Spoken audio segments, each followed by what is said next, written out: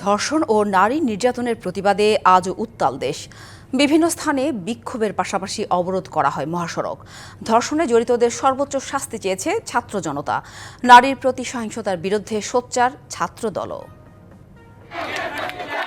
সারা দেশে নারীর প্রতি সহিংসতা ও ধর্ষণের প্রতিবাদে দ্বিতীয় দিনের মতো ঢাকা রাজশাহী মহাসড়ক অবরোধ করে রাজশাহী বিশ্ববিদ্যালয়ের শিক্ষার্থীরা। যোগ দেন অন্যান্য শিক্ষা প্রতিষ্ঠানের শিক্ষার্থীরাও। ধর্ষণে জড়িতদের সর্বোচ্চ শাস্তির দাবি তাদের।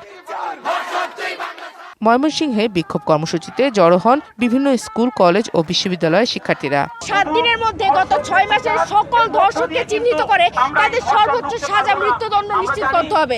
ডিএনএ টেস্ট করে অপরাধী শনাক্ত করতে হবে এবং 72 ঘন্টার মধ্যে ইটপাটকেল ছুঁড়ে ওদেরকে হত্যা করতে হবে অথবা মৃত্যুদণ্ড নিশ্চিত করতে হবে।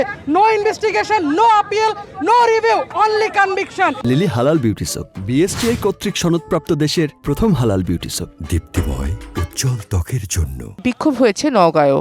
এ সময় প্রদর্শন করা হয় লাল কার্ড। নারীর প্রতি সহিংসতা জড়িতদের সর্বোচ্চ শাস্তি সহ 3 দফা দাবি জানান শিক্ষার্থীরা।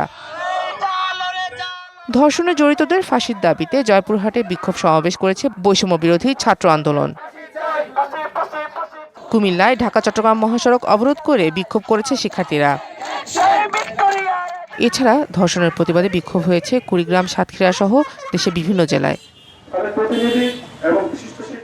এদিকে নারীর প্রতি সহিংসতা ও আইনশৃঙ্খলা পরিস্থিতির অবনতির প্রতিবাদে গাজীপুর, চুয়াডাঙ্গা, নাটোর, ঝিনাইদহ, নড়াইলে বিক্ষোভ করেছে ছাত্রদল।